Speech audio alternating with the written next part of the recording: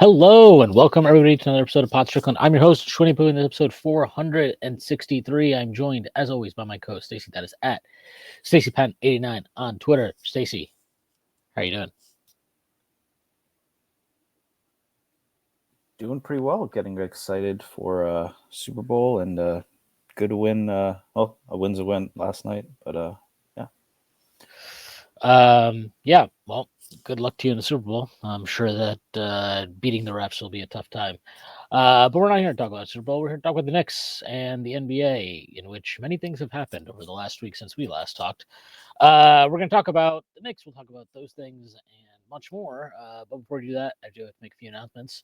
The first being that Strickland has a YouTube channel where you may be watching this podcast. If you are and not done so already, please hit like, subscribe to the channel, leave us a comment. That'd be a huge help to us. The Strickland also has merchandise, which you can find on our website at www.strict.land. There's a link that'll take you to the merchandise store, and there's all kinds of cool stuff on there, like t-shirts, sweatshirts, hats, coffee mugs, water bottles, you name it, we've got it. The Strickland also has a Patreon, which you can subscribe to. There are a number of different tiers. There's a $6 tier that gets you access to Pod Strickland podcast I host every Friday with Prez. You also get access to Takes from Abby's Bozos, a podcast hosted by Andrew Steele, aka Doug, along with Zach Blatter, and you get access to the Strickland Discord with the conversation never stops. So for the tiers, there's a $9 tier that gets you access to Strickland Roll, my solo pod where I rant and rave about the Knicks and more. You also get access to wonderful premium articles by Matthew Miranda, one of the best in the business, and you get access to Strictly NFL, which, you guessed it, is a podcast about the NFL that is hosted by Konstantin Metrikos and Desmond Novak. There are further tiers. There's a $15 tier, $30 tier, $50 tier, and $100 tier that's going with a variety of additional benefits, like listening in on pod recordings, merchandise discounts, and even potentially co-hosting a podcast alongside yours. Truly one day, whether you choose to subscribe or not, none of this would be possible without you. And none of this would be possible without BetOnline. The biggest betting weekend of the year is finally here, which means more updated odds and props for Super Sunday. BetOnline is the world's most trusted betting platform, your number one source for online betting. We have hundreds of prop bets, MVP odds, and exclusive in-game live betting. BetOnline is your ultimate game day companion. Whether you're a seasoned fan or a first-time bettor, BetOnline offers you everything and more to enhance your game day experience. Visit the website today and make the game day action count a little bit more. BetOnline, the game starts here. The Knicks, they bounced back from a disappointing loss on Saturday night to the Lakers, who, have had an interesting week themselves, a fortunate week, some would say. Knicks bounced back from that loss. They have a back-to-back wins against the Rockets on Monday night, a pretty fantastic comeback victory for the Knicks. And then last night they hold off the Raptors after going up big, kind of let go of the rope there for a bit. But they come away with a 121-115 victory. So nice back-to-back wins. And now the Knicks have 3 days off until Saturday when they next play. So they play the Celtics on Saturday night. So I think, if nothing else, it's important to kind of stay on track, rack up the wins, and they've done that. And also good for them. While they kind of lost a game, or I guess the Pacers gained a game on them on Saturday after they lost to the Lakers. The Knicks put the same distance between them last night because the Pacers lost to the Blazers. The Bucks have been in free fall here for a little while. So the Knicks are building a nice little cushion here, which they're going to need because the schedule really ramps up here over the next couple of weeks, to kind of give them that gap and hold on to the 3 seed in a strong way. They're still just 2 games back of Boston, so if they can win Saturday, obviously that would be a nice boost for them in their quest to potentially win the division and get the 2 seed. But yeah, I mean, I think as things stand, you got to be pretty satisfied overall with where the team is. Obviously, OG Anunoby is still out. He got hurt on Saturday night, what they're calling a mild foot sprain.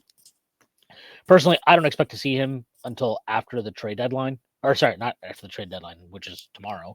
No, I don't expect to see him until after the All-Star break at this point. I think they'll be cautious with him. I don't think there's any need or reason to push him back before then.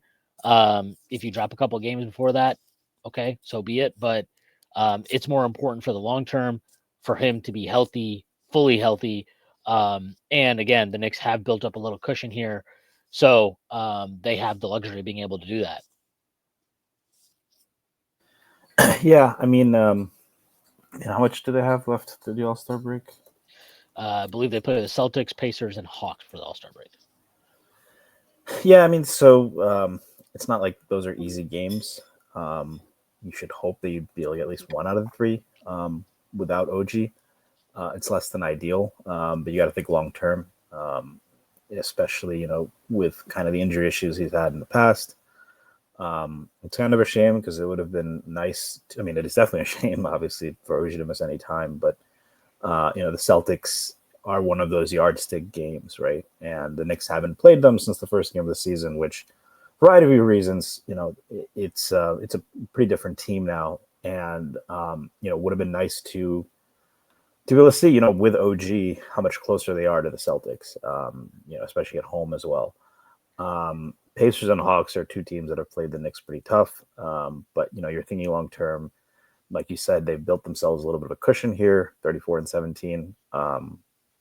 And right now, any there are teams behind them that are charging. So we can discuss. I'm sure you'll have thoughts. The Bucks made a move today, so this is definitely not at the point where you can just focus just on the playoffs and ignore seeding. But especially given what happened last year and the goals of this team, prudence would be, especially with OG, much. It's probably the right course of action. Mitchell Robinson, there were conflicting reports about whether he was cleared for contact. I think Begley walked it back. You would imagine, though, that the return, assuming he doesn't get traded, is impending as well. So if they can steal one of these three, I think you feel pretty good and going to the All-Star break, and yeah. Yeah, yeah. Mitchell Robinson, his status. Let me just look it up here. It seems like they got some type of significant update. Trying to find what Begley said specifically here. Sorry, bear with me. Here we go. Well, he gave a couple updates here about Mitch, which is somewhat important. The first being that Mitchell Robinson has been cleared for contact in practice. He isn't yet cleared for full practice as he still needs to get through some steps before he's allowed to play in 5-on-5 scrimmages with contact. Tom Thibodeau says an earlier version of this tweet said Mitch Robinson is cleared for full practice. Yeah, no, that. So I think it's more the idea of like, he can do individual skill stuff, like, I don't know. I mean, not that it's a huge part of his game, but he could probably practice post moves and things like that against a coach holding one of those pads or whatever. So that's good. Hopefully he gets cleared for 5-on-5 stuff soon, and maybe they can get him back right after the All-Star break. But that's trending the right way. He also mentioned this yesterday, and you can take this with a grain of salt. This was from a show that he did yesterday with Cassidy Hubbard and Jeff Johnson. I talked to one team earlier today, and they said that the Knicks aren't talking about Mitchell Robinson now. It's just one team. It doesn't mean that the Knicks aren't talking about Robinson to any teams. My takeaway from that is like, I don't think it's about not talking about Mitchell Robinson. It's probably just that what they're being offered, what's available for him, is not good, and that's not surprising because he hasn't played basketball this year. It's really hard to have plus trade value. If you're hurt, unless you're a star or like a high level caliber player, you're just not going to have much value. And in Mitch's case, obviously, given his significant injury history, that it's even more complex. And yeah, so I don't think that, and I don't think this is what Ian was trying to say either, that the Knicks are like holding him out of all trade talks or something like that. I think it's more an indication that whatever his value is and whatever they can potentially or possibly get for him isn't really of interest to them. And if a team comes in and offers something all of a sudden that is valuable and that they do care about, I'm sure they'd revisit it. But I don't anticipate that being the case. We have about at this time of recording, it's 12:30 p.m. on Wednesday. So there's about 26 and a half hours here until the trade deadline. I'd be shocked. I'd be really, really shocked if anything happens with him. I personally do not think the Knicks are going to make any major move. I think Sims will go. We'll talk about him a little later, but like the fact that Hukporti has now played over Sims in 2 consecutive games, even with OG out, to me that you're kind of revealing your hand there. Would be very very surprised if Sims is still on the roster past the trade deadline. Hopefully the Knicks can maybe get a second round pick for him, and maybe they can pick up a guy like a Javonte Green from the Pelicans who can slide in, and then you're looking at, all right, I think on March 1st they're able to sign a guy like TJ Warren or Chumo Kiki to a prorated veterans minimum for the rest of the year and fit him under the second apron. And I think that's about it. I really would be very, very surprised if there's much more to what the Knicks are doing or what they will do at the trade deadline beyond that. I think there's a lot of pie in the sky stuff that people have thrown out there. You don't think they're going to trade for Kevin Durant? I hope not. So I do want to back up on Javonte Green. I do want to revisit that point. I guess the thing I don't get about that is like, why would the Pelicans be motivated to trade him? He's like a solid vet. If they want a fire sale, that's understandable. But he's a solid veteran player. You would think they should be able to get more than like Jericho Sims, right? Sorry, say that again. I'm curious why you'd think Javonte Green would be available, certainly for just Jericho Sims, but also just in general, he's a solid vet. Like, I don't know why the Pelicans would be motivated to trade him. I mean, they have to get under the tax. Got it. Yeah, that's it. I don't know what else. They have to get under the tax. There are multiple ways for them to do that, but Javonte Green is not part of their future. Their present is not very encouraging or meaningful. I think they're looking pretty closely, and I think they're very close to getting into it's time to strategically tank mode the rest of the way. Like they're sitting here at what? They have the second worst record in the Western Conference. They're 12-38. They're only one game ahead of the Jazz, who are at 11-37. They have the third worst, the fourth worst record in the league, after the Wizards 8-41 and the Hornets 12-35. So I don't know. I at that point I don't. It doesn't really make sense to hold on to a guy like Javonte Green, who, look, yeah, he's a good player. I mean, he's fine. I want to be clear. I don't think Javonte Green is like the Knicks get him and all of a sudden, we're fucking flying at a higher level than we already are, and now we have no weaknesses. But I think he's a solid player. He has played a lot of basketball for varying levels of teams. You kind of know what you're getting with him. There's some Josh Hartness to him in terms of like he's a good rebounder for a wing, plays bigger than his size type of stuff. But you're not getting like, this is not a guy who is going to be a huge needle mover. And for that reason is why I think the Pelicans would trade him. He is on a veterans minimum contract this season. He has no bird rights attached to him. He's 31 years old. What's the point for the Pelicans other than to keep him, right? Like for them at this point, again, given where they are in the standings, and obviously there's a lot of reasons for that, including injuries, which are not under their control, but like they are where they are right now. Just moving off his money and saving themselves luxury tax, since they might have some legal bills to pay here due to their machinations with the archdiocese in New Orleans. But given that, I mean, I just think that one, to me, it's like, it doesn't need to be the Knicks. I'm just saying he's a guy that I think the Knicks can get for probably nothing and give them another body on the wing where they clearly need somebody. He fills some of like the characteristics they like to look for in terms of guys that can maybe give you more value than you might think, in terms of, again, the fact that he's able to rebound at his size is interesting for them. He's a wing, which obviously they need. It seems like Shamet is either out of the rotation lost trust, however you want to put it, but he hasn't played the last 2 games.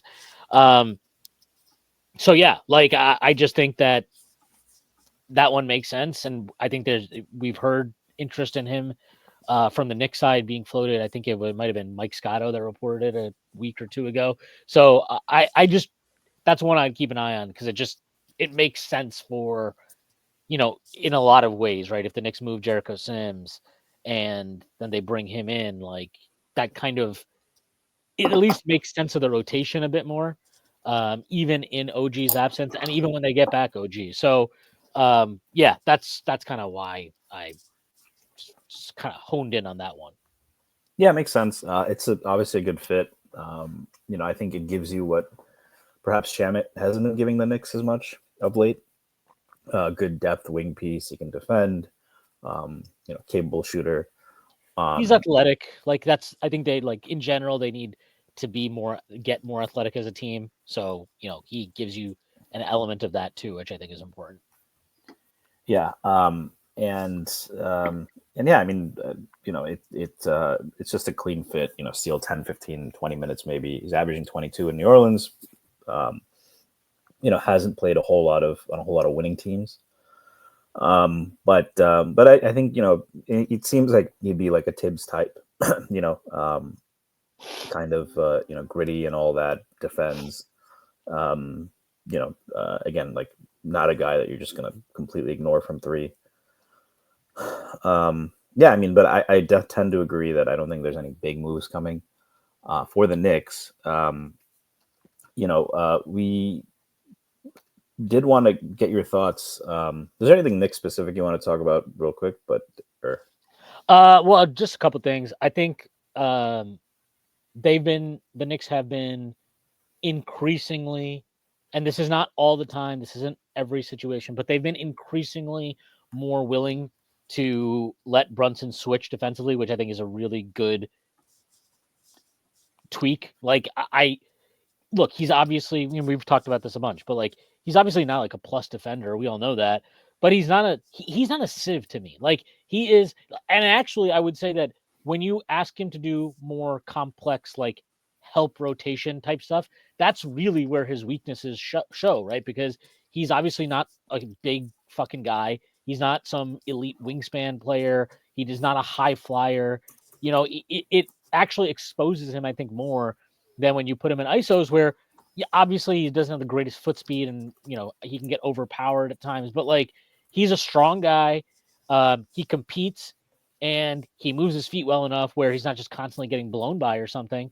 I think that's a good adjustment, and you saw it bear fruit in a lot of ways. Like at the end of that Houston game, he comes up with a huge deal on Amen Thompson, right? Like he has made big plays in these situations at times, and I just think it simplifies things for him and it simplifies things for the team where you're not, we're so worried about switching Jalen Brunson that we're doing 55 fucking things and asking everybody else to make these rotations just to cover this up. Like, I think that is a good tweak, and it's one that they've been increasingly leaning into.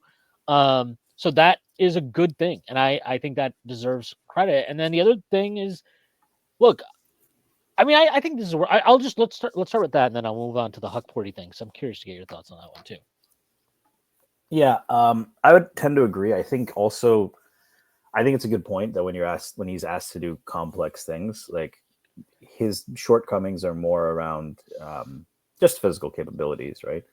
But he's a pretty smart defender. John really isn't lacking for effort. There are games where you can see that, either because of the offensive load or he's just not his night. It's not like this is a guy who's immune from like missing a rotation or anything, but he knows where to be. He's a pretty smart defender. So playing to those strengths, I definitely think is good. And I also think it's worth noting that like there are times when they have hid him to such an extent that it compromises the entire defense to the point where like you're not really getting any benefit at that point from hiding him, right? And I think it's just tougher to hide defenders these days anyway, especially against these teams with multiple guys that can force switches, that can attack from a variety of actions. That's part of what was so frustrating with the Knicks not being able to hunt Trae Young in that playoff series. So I think leaning into it a little bit, helps, and you have some good wing defenders. You can but the thing is they're hiding him and they were still collapsing the paint, right?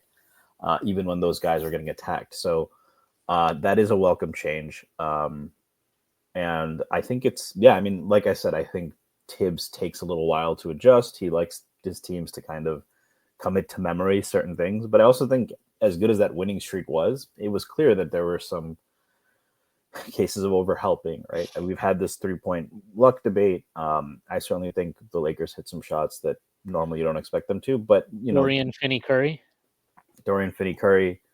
And at this point, LeBron just clearly looks at the Knicks as a big game. And Only at MSG though, not at home. Yeah, the most special arena and all that. But it's even during the winning streak, right?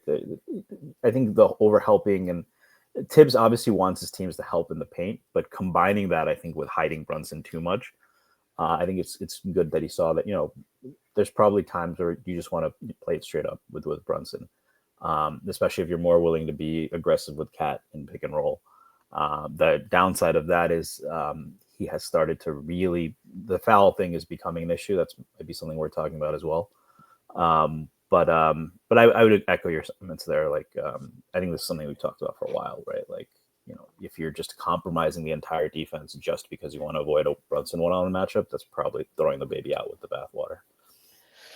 Yeah, definitely agree with that. I think it's just not you don't need it. You don't need it. And look, there are times where it's all like a situational thing. There are times where you it makes sense to try to kind of avoid just giving them mismatches, but there are also times where you don't need to overreact too much. Late clock situations, especially, right, where you don't need to get into scramble drill. You're better off trying to force guys late in clock to go ISO 1-on-1, create whatever. But yeah, I mean that's definitely pretty significant. And I don't really have the answer for this. I'm curious, but like I wonder what is more taxing for Brunson himself, because obviously we know we need him to kind of be the straw that stirs the drink on offense. So like you need him to kind of preserve the vast majority of his energy for that. But is it more taxing for him to have to like do a lot more rotational stuff defensively versus switching and more basic level things where he doesn't need to be on the move and making a bunch of help rotations on defense? Like it's interesting to wonder what the reality of that situation is for him too. To go to Hukporti, so he had a pretty rough game against the Rockets. Like he wasn't great, and I gotta say, I don't think Tom Thibodeau is doing him a lot of favors in some of these lineups he's in with Precious. I mean, those lineups are atrocious, and I get that you're in a difficult spot with OG out, so you're just gonna have to eat some bad minutes and bad lineups at times. But like, the less of that, the better. But he had a rough game against the Rockets. He picked up whatever it was, like 4 fouls in 6 minutes. I mean, he committed a lot of fouls. He was a little bit of a mess defensively. Wasn't sure where to be. Yesterday, he was great. Like truly, like he was really, really effective against the Raptors. I thought it was very interesting to see how comfortable and how often they actually had Hukporti switching onto perimeter guys. He stonewalled Scotty Barnes multiple times in the game. He had a possession where he stopped him twice. And I think that's really, really encouraging. I know Scotty Barnes, for me and for many others, is somebody who's we're not fond of, but like he's a pretty talented player. He's been pretty solid this year offensively, not special, but pretty solid. And for a center who has barely played, who was the 56th pick in the draft, to come in and be able to show the capability to stick with him, make his life difficult, force him into misses, force him into difficult shots, that's very impressive. And again, just the overall level of play showed yesterday was really encouraging. And I saw there's a sentiment from some people of like, well, he could have been doing this all year. Like, why didn't he get this chance earlier? And I think there's a couple of things there. One, if you want to be able to trade Jericho Sims, he probably needs to play. And he did get to play earlier in the season.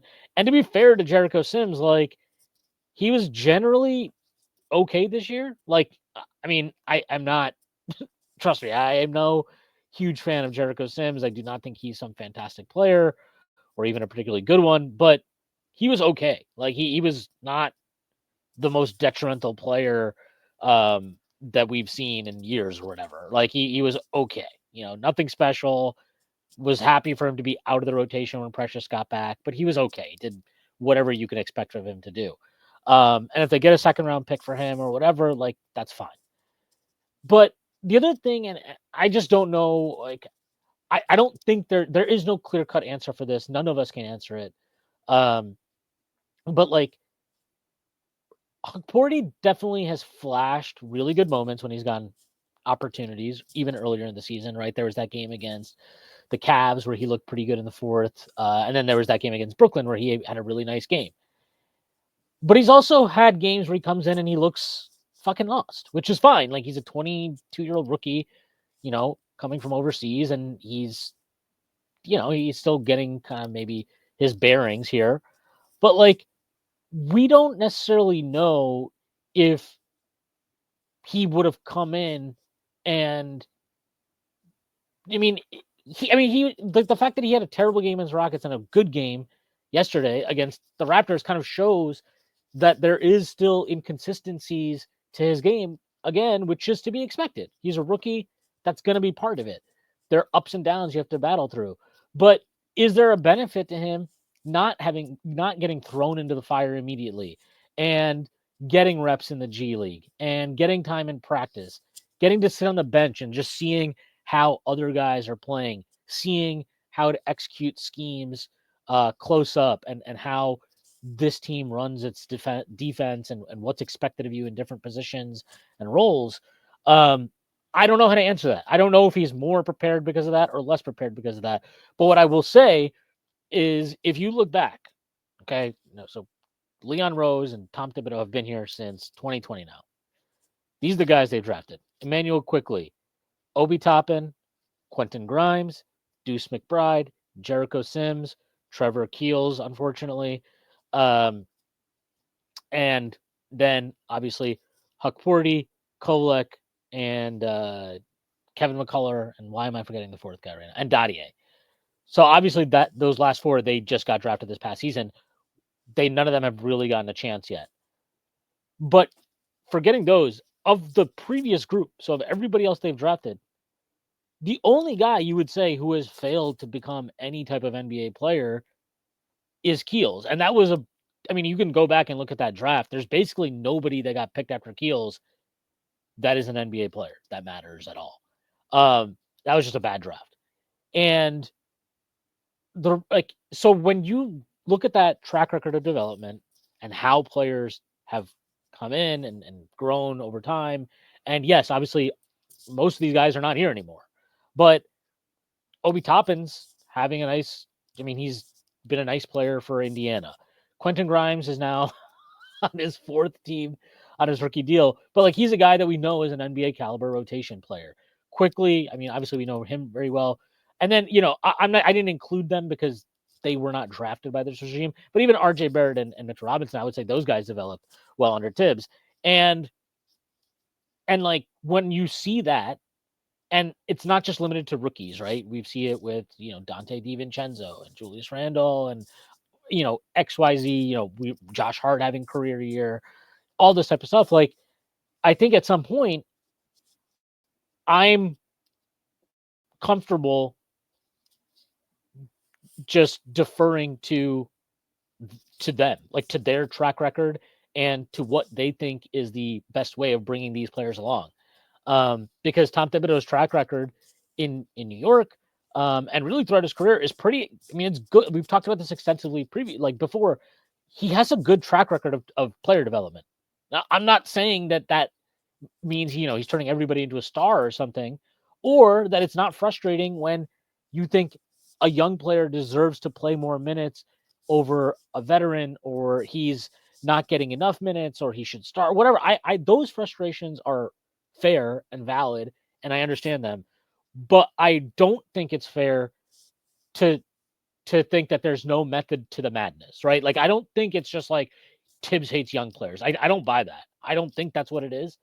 I think that I think it's important to him to kind of make guys earn it. And if he has a higher bar for young players than veterans, whether you think that's right or wrong, I do think there's something to that mattering, and why so many guys have developed under him and gone on to have productive NBA careers.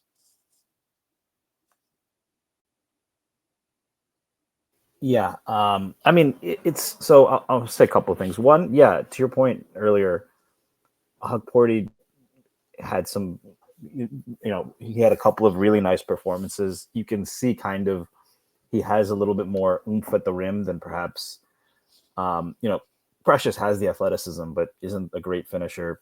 Sims is a little bit limited. And Hukporti's he's big, and now, like, he actually, what, he tore his ACL, or was it his Achilles? I don't remember what it was.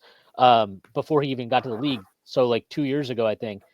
And you remember seeing him in summer league. We were like, oh, he still looks a little kind of stiff, a little slow.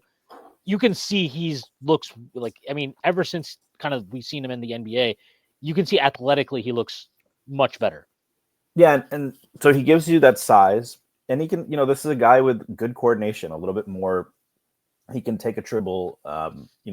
He can do a little bit more with the ball than a guy like Mitch or Sims, for that matter.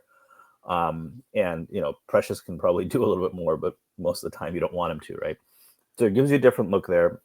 I mean, yeah, like it's with Mitch out, he is the first really center-sized object. Cat is a little bit undersized for that position, right? Which is what causes issues. And Precious and Sims are both about 6'9". So he gives you a different look. He gives you a more traditional look. But in many of his defensive coverages, he was lost early in the season, like most rookies, particularly those playing under Tom Thibodeau. And it took Sims till this year to really get comfortable in those coverages, right? I thought Sims is, for what it's worth, acquitted himself reasonably well. He's been a solid rim protector, generally knows where to be. So I think that people are like, why wasn't Hukporti playing? Well, it takes time, right? And this is not like the one I think actually, you can talk about Elfrid Payton quickly, but I think the one that was most glaring was just how bad Evan Fournier was on defense, and Grimes and playing next to Kemba, which compounded the issue. And then you're not playing Grimes at all. And then once Grimes came in out of necessity, because I don't know if it was COVID or just I think Deuce started at point guard that game, like everybody was out, and Grimes goes off, right, and looked very comfortable on defense. This is not that kind of a situation. Sims is reasonable floor. Precious is reasonable floor with a little bit of a higher ceiling, right? And then your starting center is obviously a star who's going to play a lot, right? I think that, and rookies are going to grow, right? I probably shortchanged the Grimes part of it. It could have been that it really was taking Grimes some time, and that was when it happened. Given how awful that season was, I was a little skeptical at the time, but I don't even think this is that kind of a situation. I think being a big under Tibbs is tough. I think Hukporti is going to continue to take his lumps. You're tasked with a lot of responsibility. You're the main rim protector. You're playing behind, a point guard who is the most reliable defender, right? So you're going to have to do a lot more as the back line. I think the other thing that was encouraging is that I forget if it was Benji or someone else who tweeted this, right? But Tibbs is willing to play kind of out of necessity Hukporti with Cat, and it worked out reasonably well. And that gives you a preview for being able to give a different look with Hukporti, but also if and when Mitchell Robinson comes back, Cat being able to play with a true center, with the Knicks, beefing up a little bit on defense and not losing too much on offense. That was an encouraging sign to see as well. And that's just one more different look. You can go with Cat and Precious if you want to go a little bit smaller and switch a little bit more. If you need rebounding and rim protection against a team like Cleveland, you now have two options in Huck and whenever Mitch gets back. And, if and when Cat is in foul trouble, you have a big body who is not gonna, who hopefully will not compromise. Having said that, it is a couple of games. We should temper our expectations, and rookies are going to go through ups and downs. So I think we definitely don't want to kill Hukporti the next time he just looks lost, or he's traveling or gets called for an offense. I mean, he probably got away with an offensive foul or two last night. And I think for all the grace and kind of his coordination, that is something that he's a little susceptible to, right? You're taking the ball in the short roll, he's aggressive, learning that balance. These are all things that he's going to continue to improve on. But they got a contributor out of a draft where they didn't have a pick over 25. And I think that's right on par, because they drafted, they drafted Dadier, who I think is and was always going to be a project. I think they were comfortable with that. And there was the cap machinations they were doing. Kolek, I would imagine they expected a little bit more, but they have Payne, they have Deuce, they have obviously Brunson. So it's not like they're relying on him to be a day one contributor. And he's looked fine when he's had to play. And then McCullers, I think a buy low based on the injury. So, I think that they're at the point where you need to hit. We've seen teams really over time that kind of draft debt, if you will, where you're picking late and you can't find just contributors, really hurts. A team like Denver, I think, has done reasonably well with that. But you look at Golden State and how much they've struggled. They've really missed on a lot of drafts. That's lottery, by the way, and outside. But finding, obviously they found Draymond late in the draft. They haven't hit on those late draft picks. If the Knicks can hit on one when they get them, and they won't have as many going forward, it's a pretty good hit rate. And we still, Dadier is still not a finished product. So definitely encouraged by Hukporti, encouraged what really it can do for the Knicks this season in terms of giving them different looks. If he really excels, that gives you a little bit more flexibility with Mitch this offseason, in addition to Precious. Precious also on a 1-year contract. But also it allows the Knicks one different option of how they want to play in the playoffs. And you need as many of those as possible as you get deeper. Yeah. It's very important to find value there. I mean, you see this with the Bucks right now. I mean, we'll talk about it a little bit, but like they have fucking failed at getting contributors late in the draft, late in the first round, in the second round for years. And because of that, they just lack talent across the board, athleticism, depth, everything. Like they're just lacking. And it's harder. It's harder the longer you're drafting towards the end, the harder it is to consistently find talent, find contributors. But that is how you extend your window and how you give yourself more pieces to move around in trade. And it's critical. It's absolutely critical. And yeah, like if Hukporti is a contributor, that's a massive win. I mean, that's a massive win. To be honest, say whatever you want about Jericho Sims, and I don't think any of us are under the illusion that he's anything more than just a guy. But like the fact that they got that out of the 58th pick in 2021 is good. Like that's a good value. They got a guy who could play NBA minutes at a somewhat reasonable level, and they got 4 years of service out of him, basically. Like that's good. That's pretty much that's. I mean, obviously the best case scenario is pick a guy that got picked at the end of the second round or undrafted free agent and went on to be a really quality level player. But really, what the Knicks got out of Jericho Sims is like an 85th percentile outcome, 90th percentile outcome for that draft slot. That's good. Like that's good. And obviously the Knicks they've gotten really good value out of 2 25th picks overall, out of the 36th pick overall, Deuce McBride. Like they've gotten really good value out of these players. So you have to hope that they can continue to do that. Can they continue to find guys that can contribute? And even if they're not stars or high level starters, but just guys who can play regular season NBA minutes, that's huge. I mean, that's always a massive win. The Kolek thing, again, yeah, to your point, like they have campaign. He is certainly a player who divides opinion at times, but it's hard to deny that he's been fairly solid overall for the Knicks this year. And if when you're in a window where you think you're competing for a championship, you're probably going to value the solidity of what campaign offers and him kind of being a known quantity to a certain extent over kind of playing the roll the dice game of Tyler Kolek as a rookie. And I know he's an older rookie, so they, of course, the expectation is he can come in and play immediately.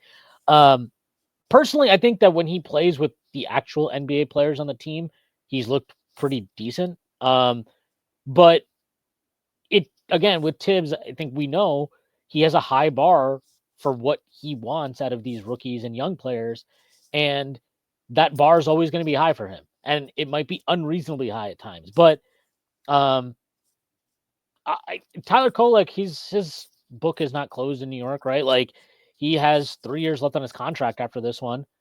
I don't think the Knicks are just going to give him away. I think they value him, and I fully expect next season for him to get a real chance at running backup point because I don't think they'll bring back campaign. So, you know, it's about not necessarily rushing these guys into the situation where you need them to deliver right now. Because to me, I think you'd rather work backwards, right? You'd rather work from like, okay, they have to unseat the veteran, unexceptional veteran, a guy that's just a guy, just there to fill out the rotation. You'd rather have that to have that in place and then have the rookie come in and have to unseat that player versus working the other way where you come in expecting the rookie to have to play. And then let's say they're struggling. Now you're scrambling, trying to find a veteran in the middle of the season that can functionally play a role. And those guys are already rostered elsewhere, right? For the most part, good veterans find homes in the offseason.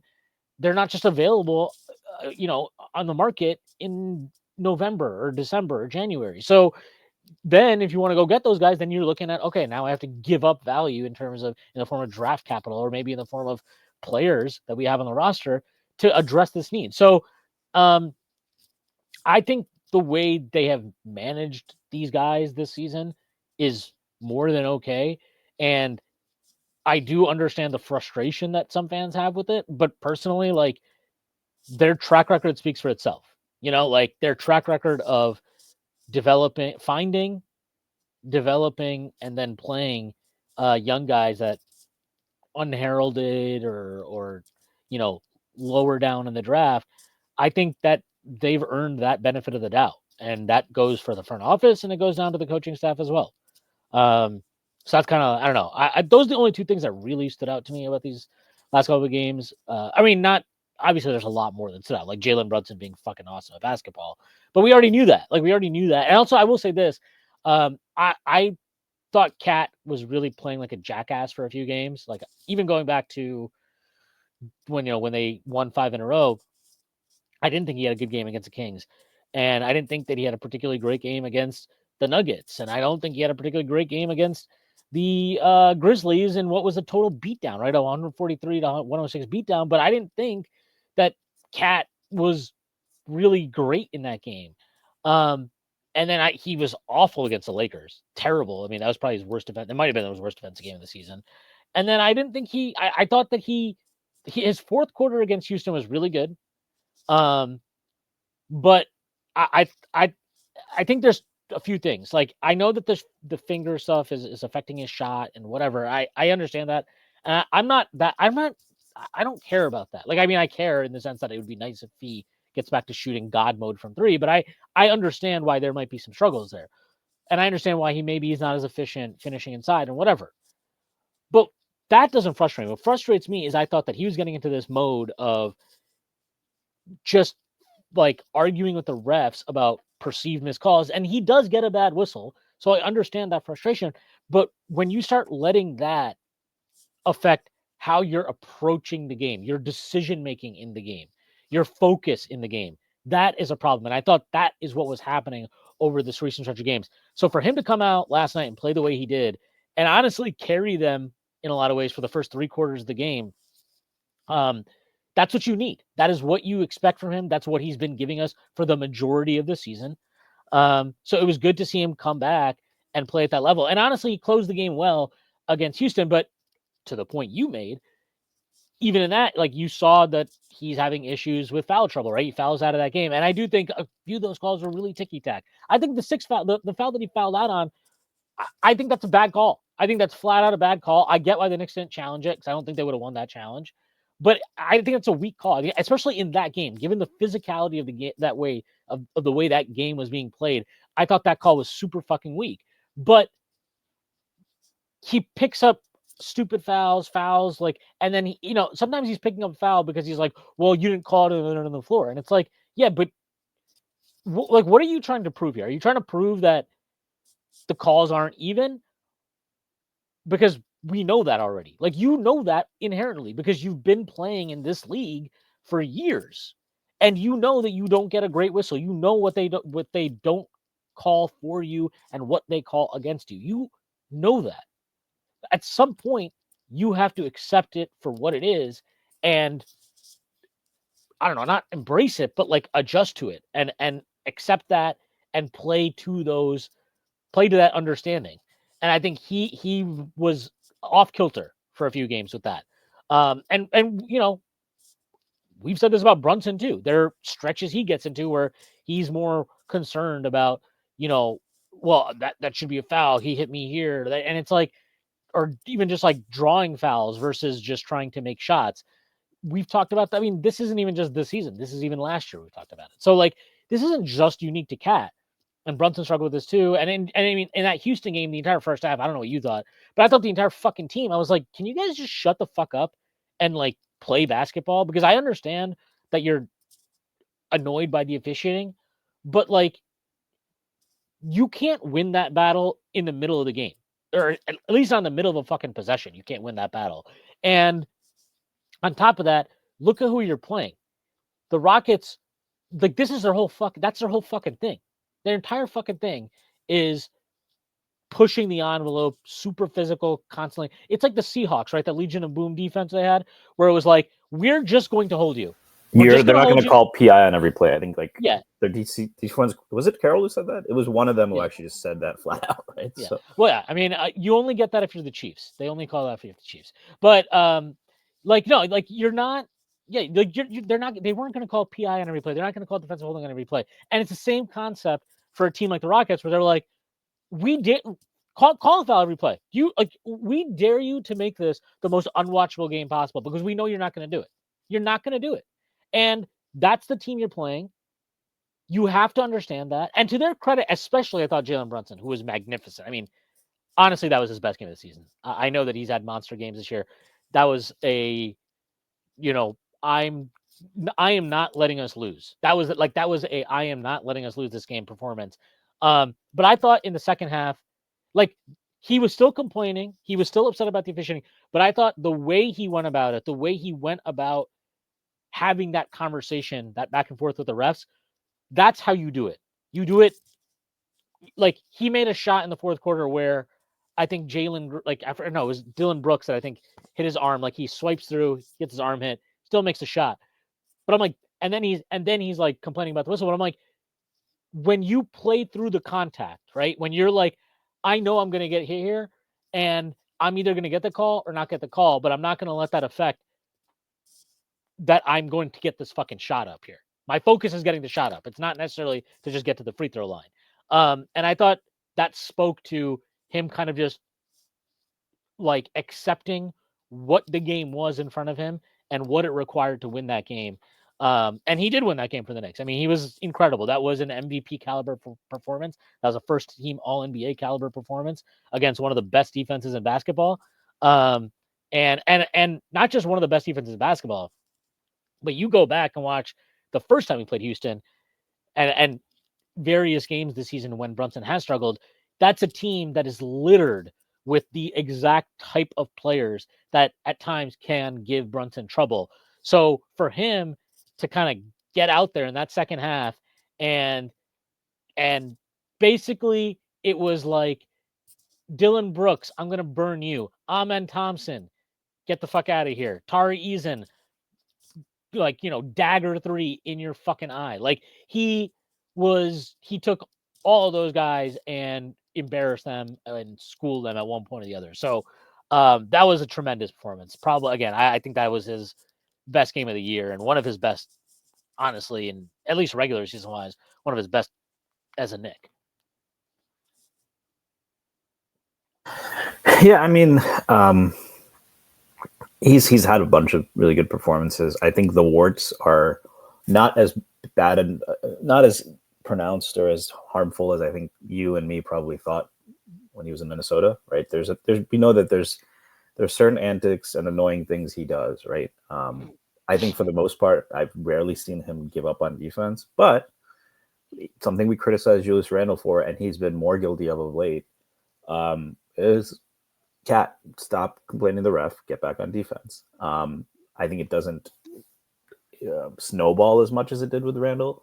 I think oftentimes when Randle doesn't get a foul call, it snowballs, right? Then the next time down, he'll do something else, right?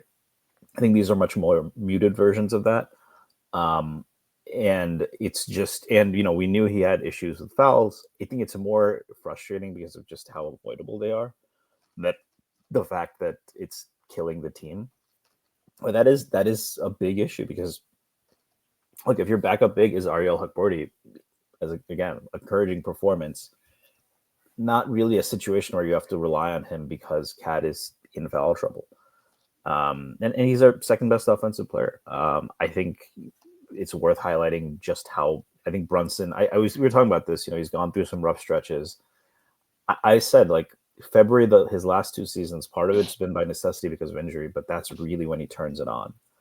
I think you're starting to see that from Brunson, where he's just the 3-point shooting is as good as it's been.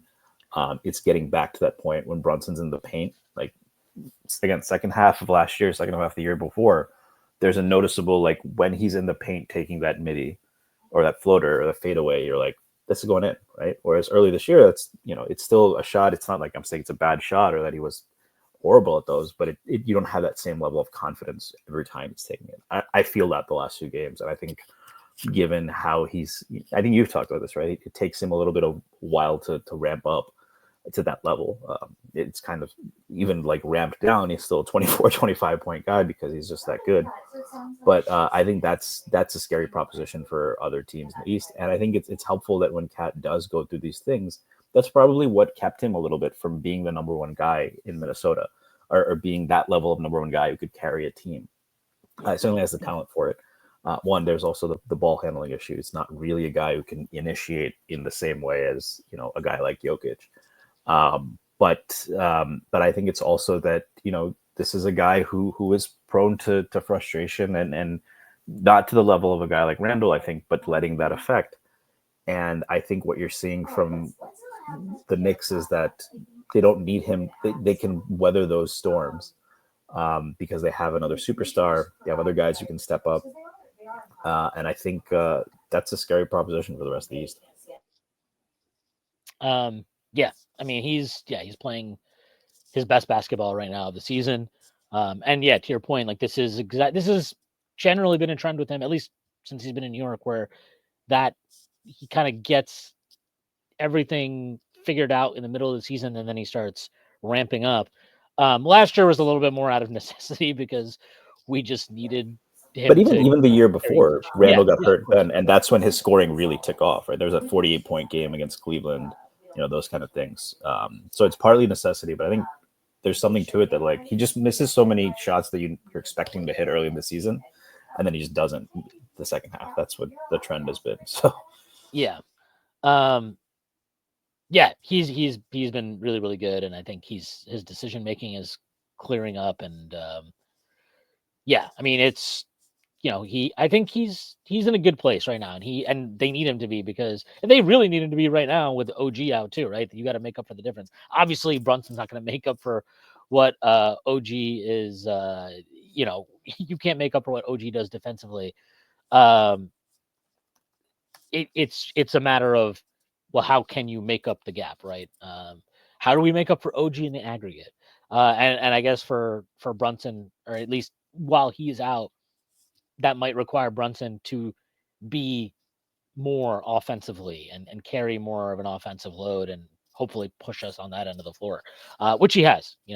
Great game against the Rockets. And he didn't have a great game against Raptors, but he stepped up at the end when they really needed him to. Hit monster shots in the fourth quarter, and obviously again hit the dagger three, basically from the same spot he hit it against the Rockets the night before. So that was pretty cool. And also very important to note that Jalen Brunson now has more 40-point games with the Knicks than Carmelo Anthony did. So another great record for him, passing the previous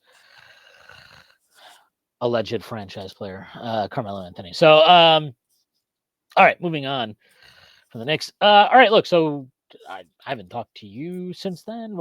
So last time we talked, the trade deadline was looming, but things were relatively sane. The Lakers were the Lakers, and the Mavericks were the Mavericks, and Luka Doncic was the franchise player and somebody who was going to be a Mavericks. A Mav for life, and that is no longer the case. Luka Doncic obviously gets traded to the Lakers on Saturday night after they beat the Knicks. I guess forgetting the actual parameters of the deal itself, like, is there any world where you can rationalize this trade? Like, maybe rationalize the wrong word, but like, even if you can rationalize the trade, does it? Is it not just insane to you? Because like I can kind of wrap my brain around the idea of like AD is awesome and you weren't sold on Luka's commitment to being in shape, and because of that maybe you're worried about his health long term, and how does any of that change if once we give him the super max? Like I can wrap my brain around all that, and even after wrapping my brain around all that, and this is, let alone the fact that you didn't get everything you could have gotten from the Lakers, is it not still just batshit insane to trade Luka at age 25, given what we've seen of him? He's about to be 26, just, to get all the facts right there. He's about to be, but given the performance levels we've seen from him in the regular season, in the postseason, and the fact that, like, this is Brunson's fantastic. He's amazing. And his top level is not Luka's top level. But even then, like, the Knicks have been dying for a player that you can look at as this guy is capable of being a primary offensive engine for basically our entire and initiate offense for basically our entire lives as Knicks fans. Well, you don't think Brunson's a 1A? I do think he's a 1A. And that's my point. Is like this is what we've been waiting for our entire lives as Knicks fans. And we have that piece. The Mavericks got probably the best version of that piece you can have in a lot of ways, in terms of the fact that he is 6'7", right? And obviously just the production and all these, like, how he can rack up fill up the stat sheet. They got the best version of that possible. They drafted him. They traded up to get him in the draft. And he is locked in, like, with your team. He apparently was completely happy to take the Supermax, like had no intention of testing the free agent market. And I don't know. To me, it's like, I can understand how you galaxy brain yourself into thinking like this trade makes sense. But that's exactly what it is. It's galaxy brain stuff. Like, and they had done the hard part, right? Like, the hard part is getting that guy. And then after you had fucked up with the Porzingis trade, and then you trade Porzingis basically for nothing, and then you let Jalen Brunson walk for nothing, and they bounced back from that incredibly, right? They trade for Kyrie Irving, a trade that was very controversial at the time, but that's panned out in spades for them. They trade for PJ Washington. They trade for Daniel Gafford. They filled out the roster nicely around these guys. They draft Eric Lively, who's been fantastic, and like, you had assembled this roster that you just needed them to get healthy. And we already saw them go to a finals last year. It just felt like you did all the hard work. Now you just need them to be healthy and on the floor together. And you already have proof of concept. You already have the proof of concept that this team can compete and contend at the highest levels of basketball. And you just decided no, we're not. We don't want to see that. We're moving on. I mean, is that to me? That's just I can't really fathom that. And then purely from a fan perspective, like I'll just let you answer that because I want to get into the fan thing after that. Sorry, what's the question?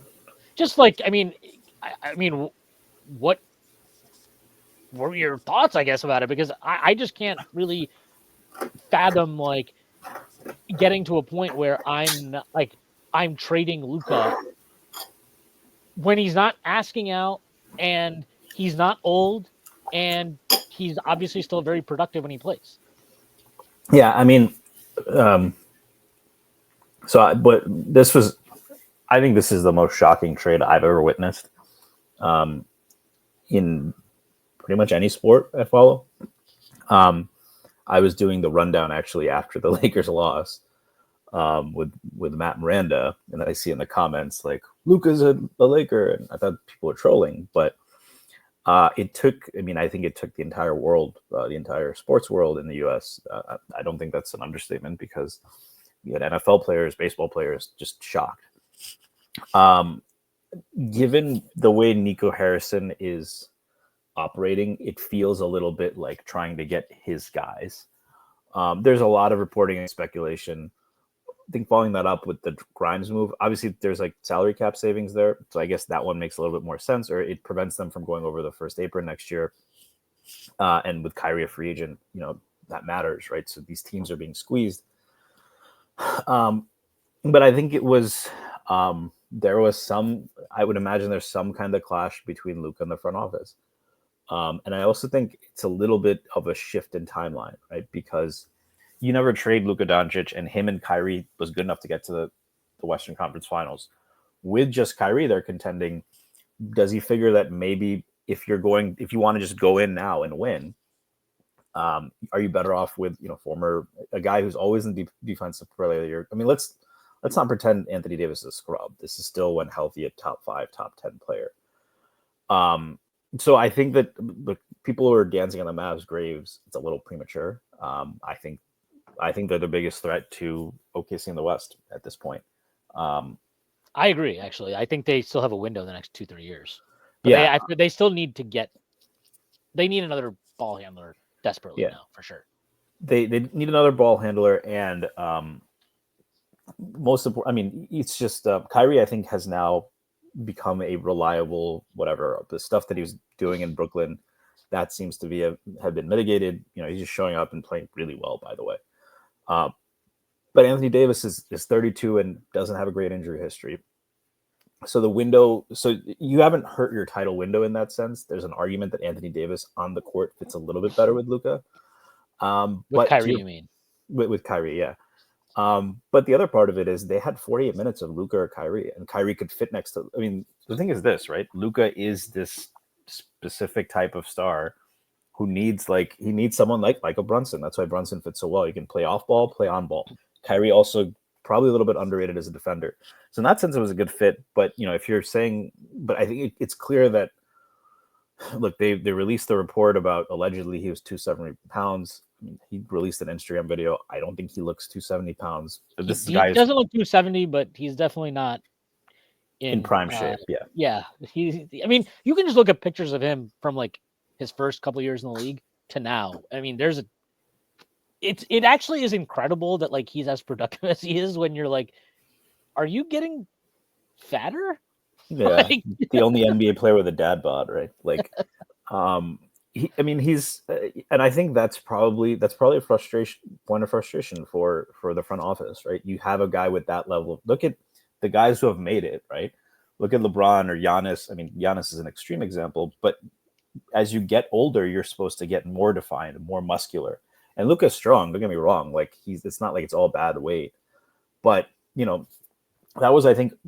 I mean, not to compare LeBron and Melo, but one difference that showed up, right? When I was a kid watching LeBron versus Melo in the playoffs, I was like, I've seen Melo lock up LeBron one-on-one. I don't know why everyone says LeBron's this great defender and Melo isn't as good, but then you would see LeBron wasn't just isolating on him. He was leaking down court when Melo wasn't doing that, right? He's running all over. And that's where he would beat you. And Melo just was never in that level of condition whereas LeBron took it upon himself to just maximize every single part of it, and all of the great stars have. And if he didn't get that commitment from Luka, that seems to have been the cause. Would I have made the same move? No. I think part of look, you get a star like that, for the most part, they're not all good soldiers, right? These are the 99.9999 percentile of the 99.99 percentile. A lot of them are going to have egos. A lot of them are going to be good and think they're they don't need. Luka is performing as well as he can. Why would he commit himself? Maybe just because. So I think there might have been those clashes. Harrison has a background as an agent, so it does. The Knicks have a GM who's an agent who seems to be much better at managing those kind of relationships. We don't know what happened behind the scenes. It is unprecedented and shocking. I understand the pain of Dallas. I don't feel like trolling Dallas fans at this point because, what do you say at this? They know that this is long term. You're trading. Still, I would consider a generational player. Probably there's very few players by the time they're 25, 26, you're like, he's a surefire Hall of Famer. That is one. And if the trajectory goes as most players, 27 to 31 is really when most players peak. And especially a guy who doesn't rely on elite athleticism, he should continue to get better. And the fucking Lakers, it always seems to be, it feels like the kind of trade we'll look back on, like 1996. Like, man, they really let the Lakers get Kobe Bryant for, what was it, Vlade Divac and Eldon Camber or something? Or like, the Worthy pick, I think, was a horrible trade for the other team, whoever it was. The pick that allowed the Lakers to get Worthy like a year or two after winning the title. The Shaq move, right? It always seems like these kind of things work out in their favor, which kind of sucks for as fans of like a team that's finally, after wandering the desert, we're considered a big market like them. But the Lakers, I mean, when's the last? You said that the Knicks have waited so long to get a star like Brunson. When's the last time the Lakers didn't have one? They had a few years where they had Lonzo, Ingram, and Hart, that rebuilding team, right? Then they had LeBron, and then before that they had Kobe, and before that they had obviously Magic and Bird, right? And with Kobe they also had Shaq, right? And there's a few years here and there, but it's interesting because, to your point, most of our lifetime we have not seen a player close to that for the Knicks, and it's been the case that the Lakers more often than not have that kind of player, which it's a little frustrating.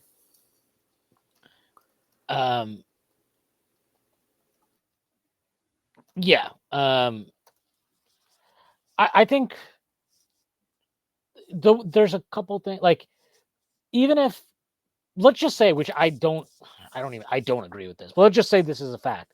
Let's assume as a fact that even after trading Luka and getting an AD, whatever, that their title odds in the next 2 or 3 years are effectively the same. Let's just say that is how it works out.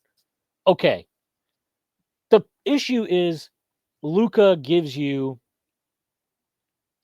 the opportunity to have a title window over the next 7, 8, 9 years, something like that. And it's like, yeah, you're gonna have to build different iterations of the team around him, but that's what having that type of player gives you. I mean, this is like a franchise quarterback, right? Like look at the first title, the Pats one with Brady, and then look at the different iterations of the team that they built over his time there. And it's like, that's the same concept as having that type of this guy, and especially in the case of Luka or like a Jokic or whatever, but like these guys that are surefire Hall of Famers, as you put it, is that you kind of have that certainty of, well, this guy gives us X baseline no matter what. So what we need and how we build around him might change over time, and it might require pieces to be moved around or whatever. But having this guy here means that we're a contender or can contend and build a contender at various points over the next decade. You don't have that now. You have probably, I think, generously, a 3-year window. And I don't know, that's pretty rough to me. And you're gonna have to Um, pay Kyrie this offseason too. So with the yeah, cap, you're gonna have to be creative. I mean, they had to pay. I mean, how much do you think the Luka Supermax thing? I think it's still a no brainer, right? He's gonna get an insane contract. You are someone I know who values professionalism. Kind of the intangible locker room stuff. The stuff that Brunson clearly has in spades. The things that has been questioned by people.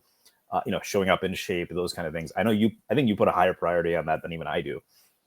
On the other hand, it seems to have still worked, right? They had one really bad season where they missed the playoffs, and they made the championship the next year, right? So clearly, is he the best leader? I don't know, but on court, it doesn't seem like he's ever had any issues with teammates. I mean, Brunson and him are still very close. I think even they've asked Porzingis and him about each other, and I think it didn't work out, but there never seemed to be any personal issues. So I am curious, like, what you think about, like, would the questions raised about his professionalism, are those meaningful to you when considering the contract he was going to get?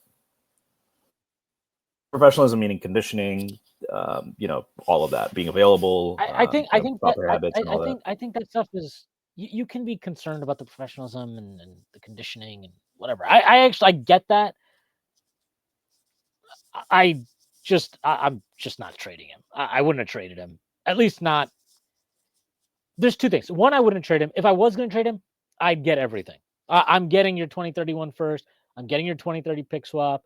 I'm getting Dalton Connect. I'm asking for Austin. I'm getting Austin Reeves. Like I'm getting everything. I'm getting at least 95% of what you can give me.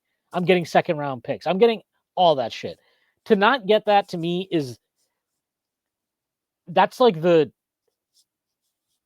don't know if it's not the sin of the trade. The sin of the trade is trading Luka to begin with. But if you're going to trade him, then you have to get everything. And he didn't even come close to that. The conditioning, all those things are valid concerns. Often players learn from failures in their career, and that can take time.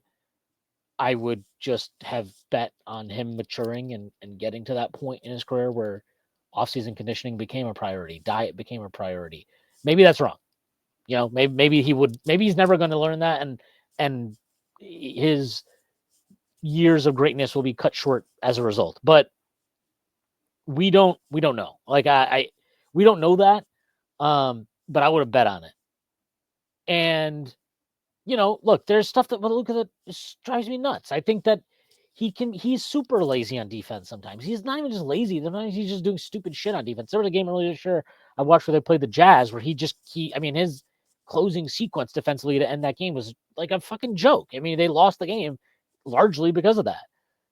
But you went to a finals. Like your defense was really good after you made trades to get better defenders and rim protectors and athletes around him last year at the deadline. And in a lot of ways, their defense probably would have been stronger this year once they got fully healthy. Because I like the Najee Marshall pickup. I liked the Quentin Grimes pickup, although he's now gone. I like obviously Derek Lively's fantastic. I think PJ Washington, a move I was skeptical of, that's worked out really, really well for them. And he's actually become a really versatile and effective defensive player. Gafford has been incredible this season. Like they have all the type of pieces you want to put around Luka to protect him in a lot of ways defensively. And to your point, Kyrie isn't consistently a great defensive player. But like he's not he's when he locks in, he is. I think he's like a pretty committed, like when he locks in, it's not just that, I mean, anybody's a committed defender when they lock in, right? That's not the point. But he's actually, I think he's capable of defending up, even though he gives up size at a level that a lot of smaller guards aren't necessarily able to. So like they had a lot of good pieces around Luka to protect him. And they had done, to me, they'd done a really, really good job over the last 18 months or so in getting that done. Because at a time, if you go back to like midway through the season after they let Brunson walk, we're all kind of sitting here like, are they just like done? Like, did they fuck their whole window here? And then they made moves since then, and now you're like, okay, the window is open. Their time is maybe now.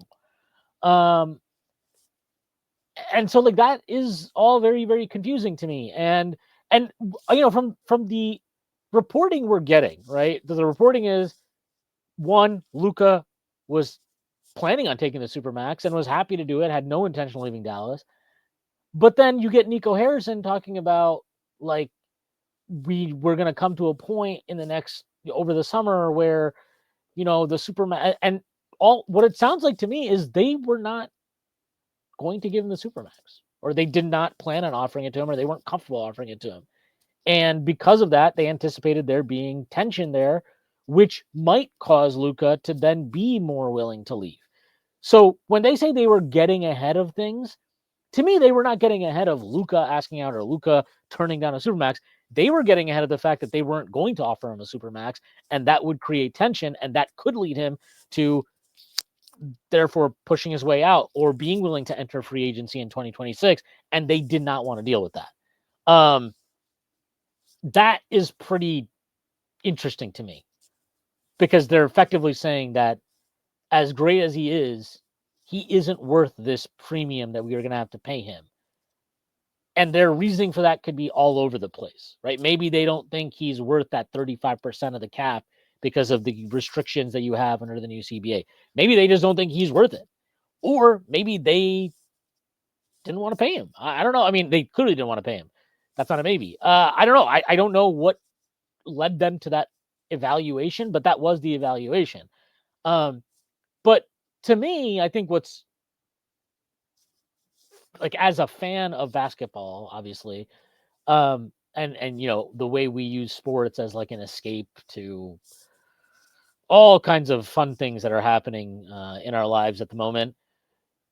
But like what's interesting to me is, or not interesting to me, but what I kind of am very intrigued by with this trade is like it feels like they killed a massive, massive portion of their fan base. I don't know if they anticipated it. I don't know if they predicted it to be as the reaction to be as visceral as it was. But it certainly feels like it's every bit as visceral as you could have expected, and then some. And I really identify with that because you know we talk about sport. We talk about like I just want to win. I just want to see my team win a championship, and of course you want to see your team win a championship. That's the end goal. But you want to win a championship feeling a connection with the group of players on the court who are representing the team you root for. You want to feel some type of connection with them emotionally as a fan. And a lot of times that connection comes from the idea, or not the idea, but of like players that are drafted and developed and come up and make their name with your team. And when you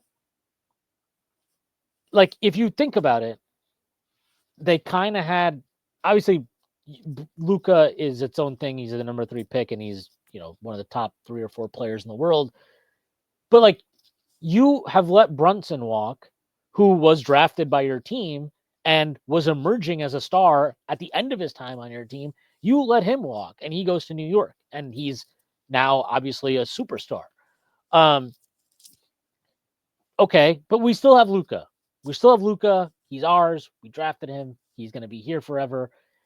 And this is the guy that is going to be the one who takes the mantle from Dirk, becomes the greatest player in franchise history, and wins us another title. And that is kind of like what you're attached to. If I was a Mavericks fan, that would be like the narrative that I would be invested in and attached to. And then to just kind of like soullessly is probably the best way I could do, soullessly trade him to the fucking Lakers for Anthony Davis. It feels like very corporate is the best. It just feels very cold-blooded, ruthless, cutthroat, not based in any type of like way that people really appreciate or watch sports as fans. And to not appreciate that, I think speaks to a disconnect between like, yeah, your goal as a front office executive is to win a championship, but like you're effectively in that job. And this is probably where, there's a disconnect between sports in 2025, like franchises in 2025, and how we as communities like use sports.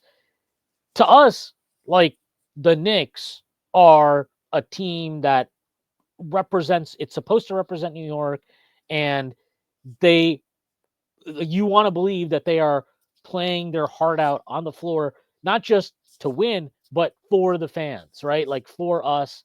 And that is, you form a connection, and franchises are supposed to exist to, in some ways, represent the communities they're in.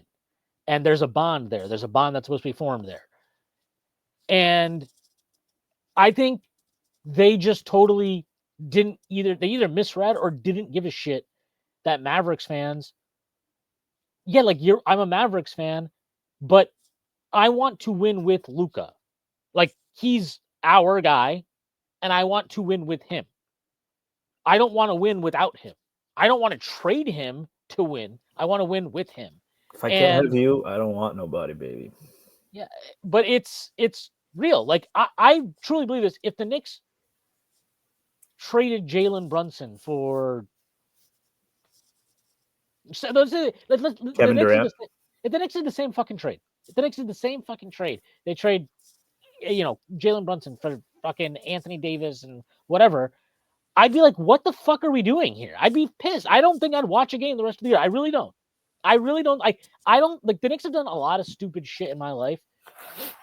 None of it's ever really made me be like, am I done being a Knicks fan? Like, because we haven't had a player, honestly. Well, so I did want to bring up the closest analog I can think of with the Knicks. Please don't say Jeremy Lin.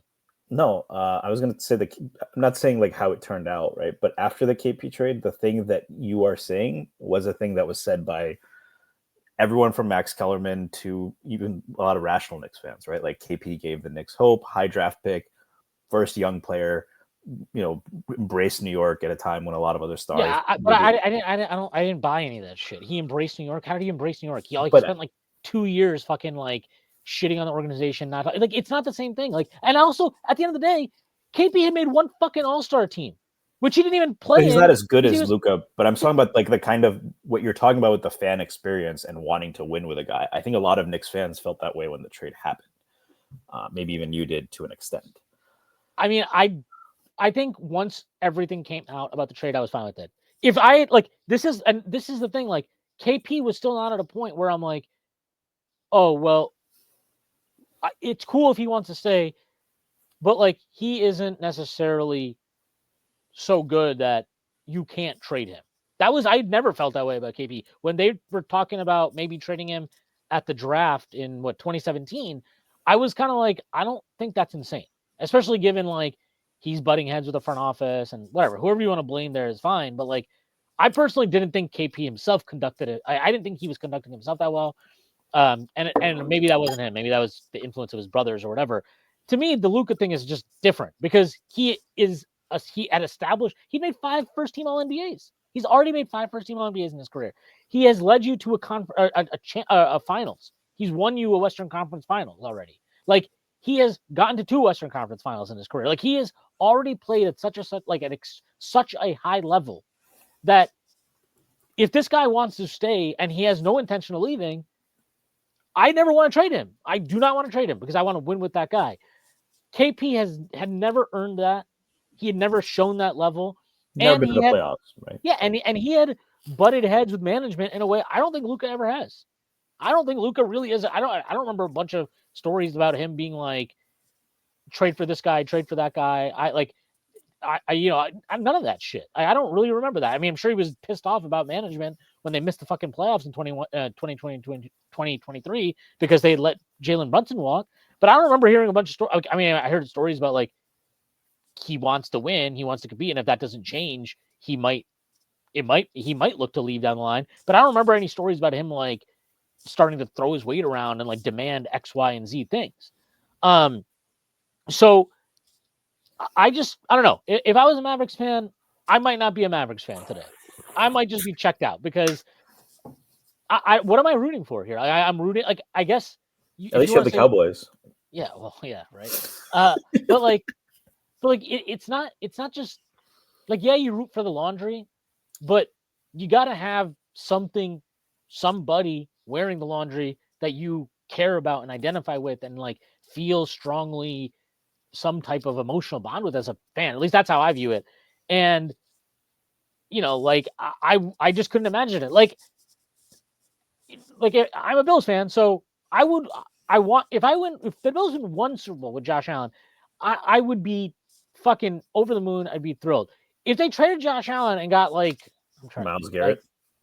yeah, like I mean they would need a lot more than Miles Garrett, but like if you just traded Josh Allen, you ended up winning a Super Bowl. Like yeah, I'm still probably gonna be happy. And football is different for a lot of different reasons, but like it wouldn't feel the same way. I mean, you ask Warriors fans what are their favorite titles of the titles they won. I think all of them are like the 2015 and then the 2022 ones mean more. Like it because there is something different about like when you do it with your guy as the undisputed guy and you do it the right way type of thing. I mean, if you ask a Milwaukee fan, would you ever trade Giannis? Like maybe they would because if Giannis comes to you and he's like, I'm not going to stay here. Like in that situation, I understand. Like if Luka had gone to them and been like, look, I'm not going to sign the Supermax. And if you don't trade me now, that's going to become apparent this offseason. You're going to lose leverage. So you should go ahead and trade me now. If that's what happened, then obviously you don't blame management. You would understand the decision. But when that guy is telling you, I want to stay here, I'm going to extend here. I don't know. That's a tough pill to swallow. I wouldn't. I'd be checked out at least for the rest of the season if I'm a Mavericks fan for sure. But that's crazy because there's a good chance they could win a championship, Yeah, but I don't know. To me, it like some things need to matter more than just like the cold hard like percentages of my odds to win a championship. And to me, it's not even clear cut that they improved their odds of winning a championship. Oh, I I don't don't think think they did, but I I think think they they hurt didn't their hurt odds. them. Yeah, I think they hurt their odds. I think they match up well now with teams with size. Like Don't you think they did before? Like I thought they matched up well with with size Gafford and and PJ Washington and Lively. Like I think their front court was a strength already. Like maybe like it's this. Look, this is not the same thing, but it's kind of like the idea of like.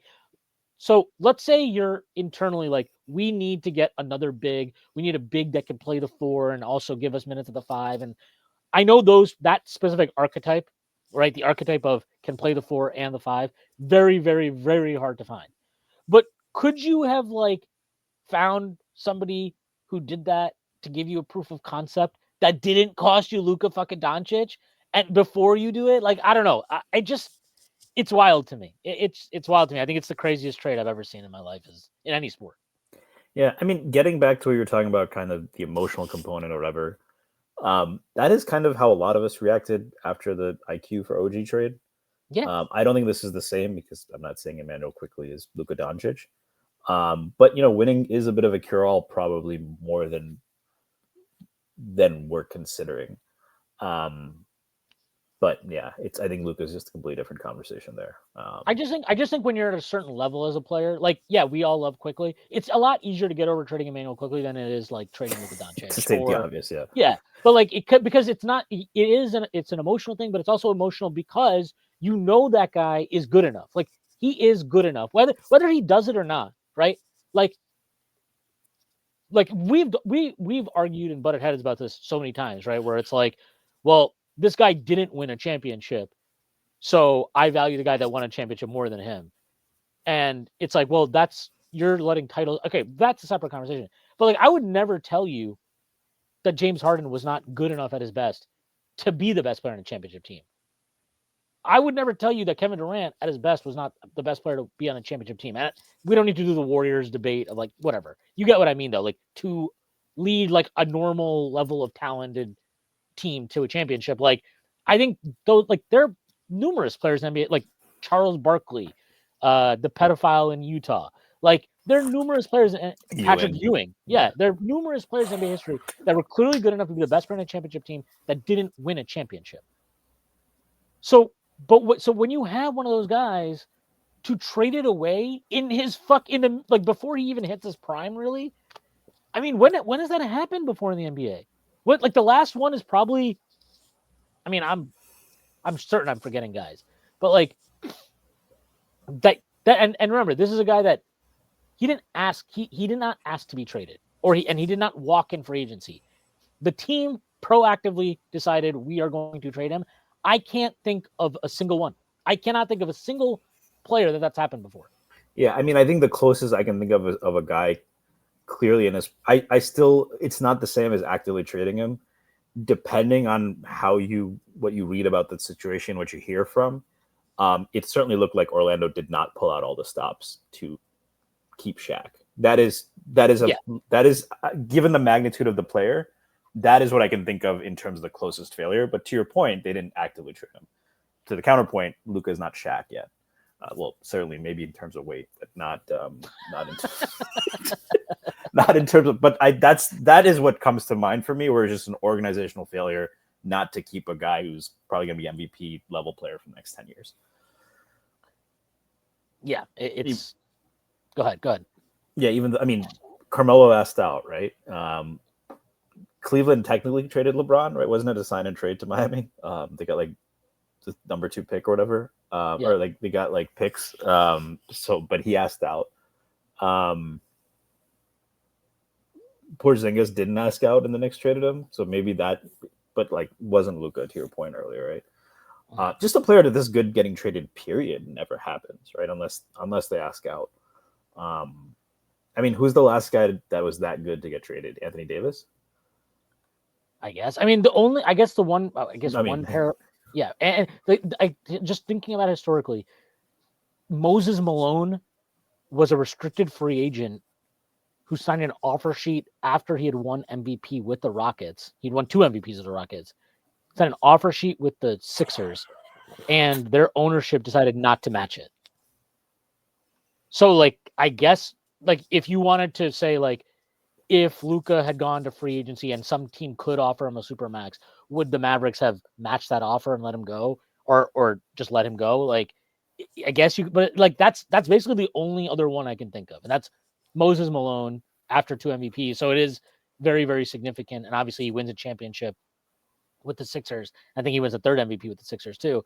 There's also Sean Kemp. About it. Sean Kemp asked out in Seattle, but it's also kind of their fault because they gave his backup a ton of money. But Sean Kemp was in his prime. Obviously, things didn't turn out well, but that was a team coming off an NBA Finals appearance where they took Jordan to 6 games. I would highlight that one because, I mean, you watch Sean Kemp, you listen to people talk about him, that guy really had the talent to be that level of player. Yeah, no, for sure. Yeah, I mean, the fucking Lakers, man, it just falls into their lap. It's crazy.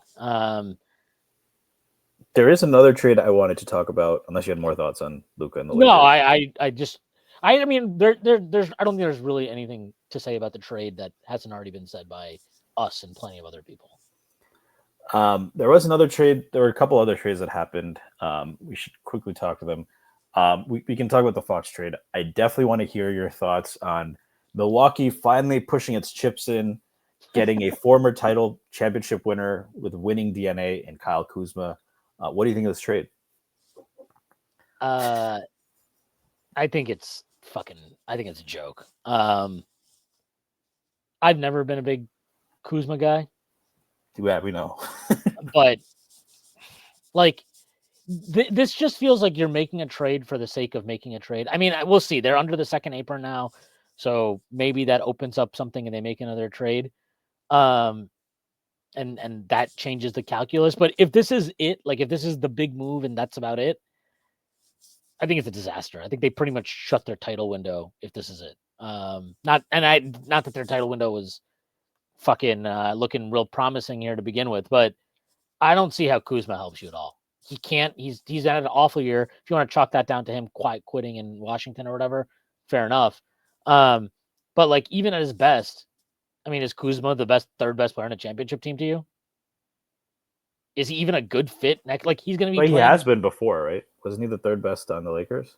No shot. Caruso's better than him. Dwight Howard was probably better than him that year. Wow. He was a 3rd option on offense. Yeah. And he was like a solid defender at that time. Off the bench. He's not the 3rd best player. Was Caruso starting on that team? I think so, yeah. No, I think this like it's Kuzma at the 3. Giannis at the 4, Brook at the 5. Like, I know Brook can space the floor, but all right, man. Kuzma is shooting 28% from three this year. I mean, he's a career, 33, 34% guy from 3? It's Yeah. not exactly the guy you're terrified of leaving open out there. I mean, is he just glorified Kelly Oubre? Basically.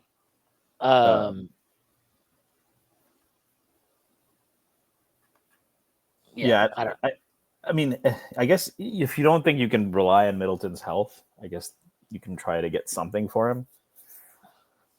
And we'll see. I mean, I do think like Kuzma's looked a lot more unserious in Washington than say what you want about him. Like, I don't think I think especially by the end of his time in LA, he was like a solid NBA player.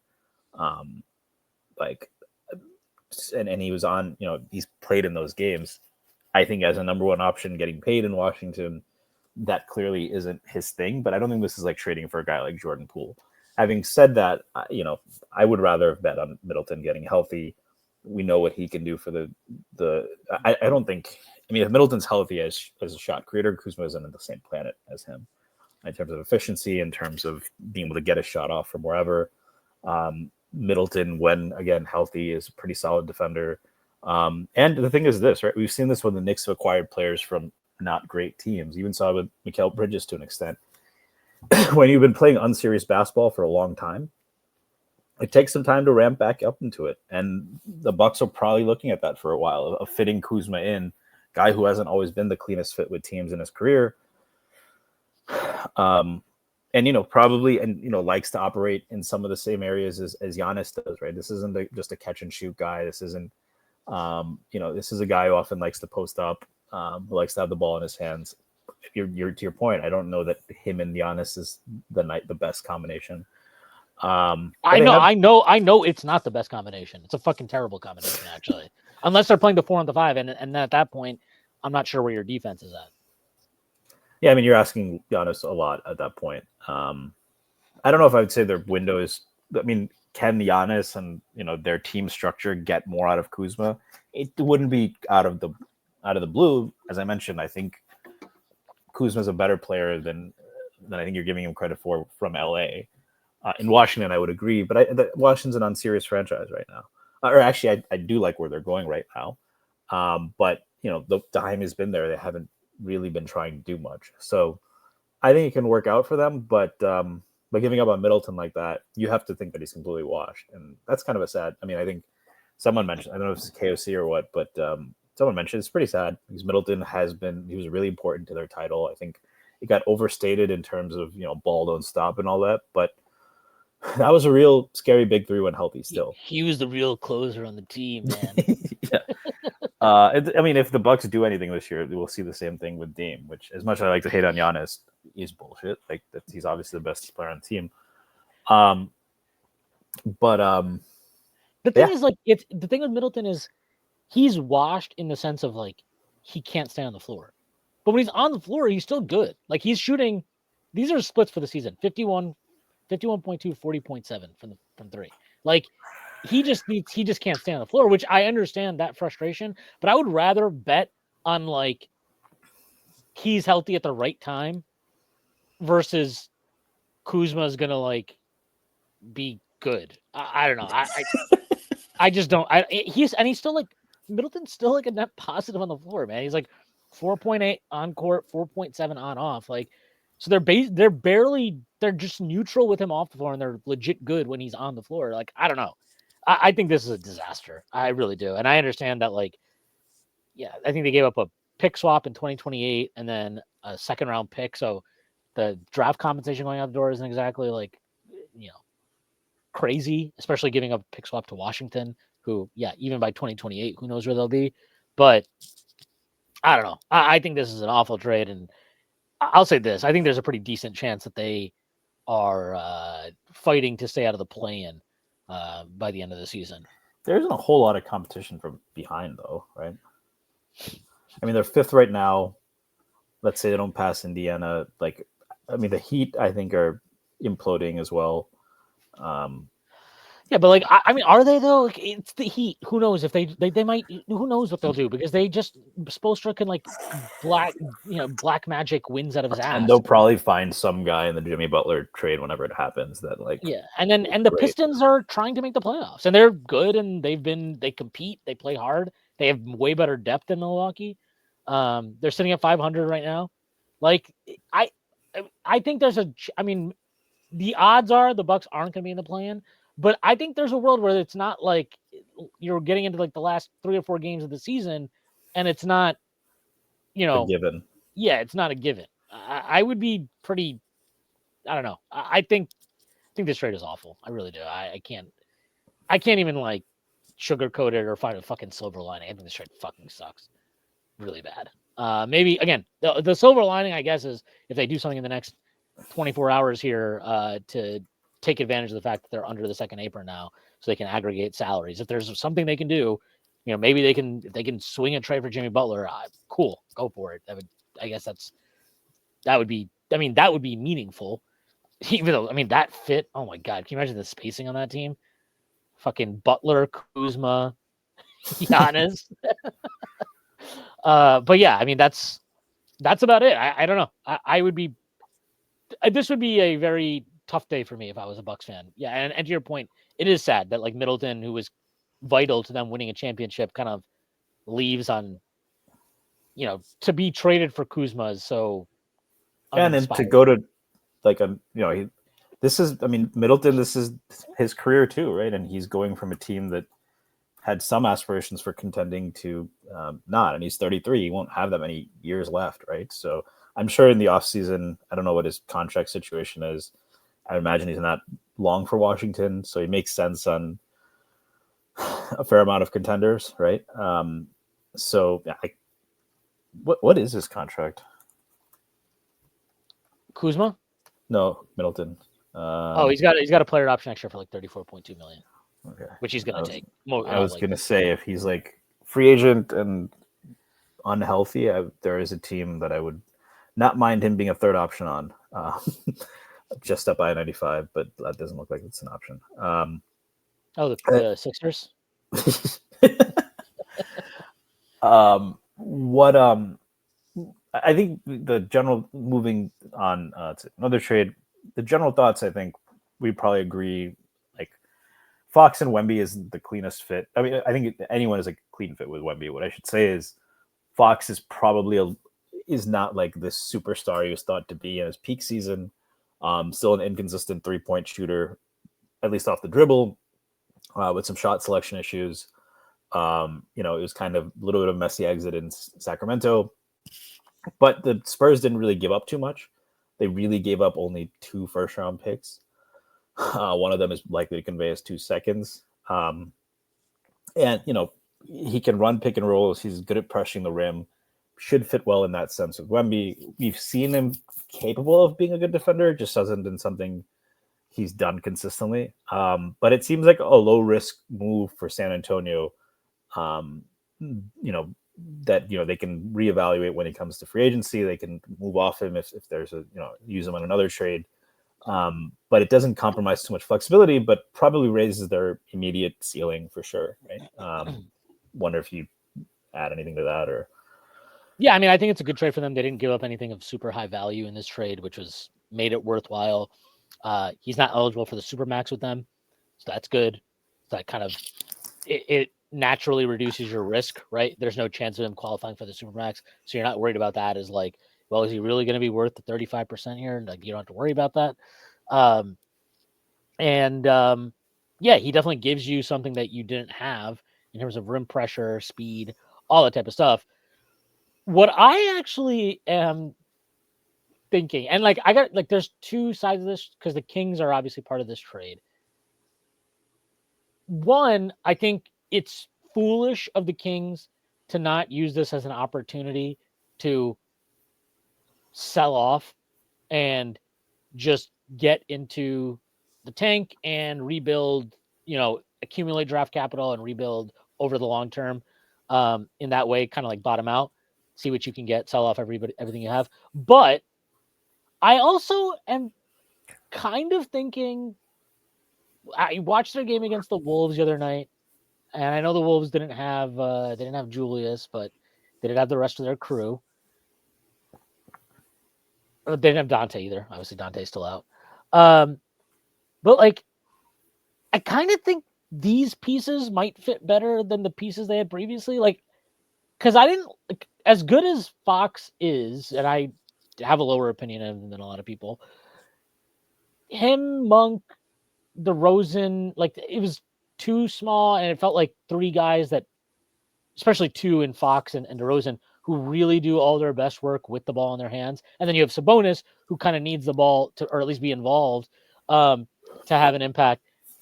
I kind of wonder if Levine isn't just a better fit, and I wonder if Malik Monk maybe. Are we sure Malik Monk isn't better than De'Aaron Fox in 2025? Are we absolutely certain of that? I'm not. I'm not absolutely certain of that. Well, are we certain that Levine isn't better than Fox right now? It's like, I mean, I this is trades sometimes, like you mean you talked about this, I think, when we talked about this previously. It's the idea of like, well, Fox hasn't. This is like the best environment Fox will have been in. So, are you going to get a higher level of player? So that's obviously part of this trade as well. So maybe Fox hits a higher level because he's playing with Wemby now, and that's definitely a possibility. But if you just like think about, yeah, like I don't know, like, is Fox definitely better than Levine right now? I don't know.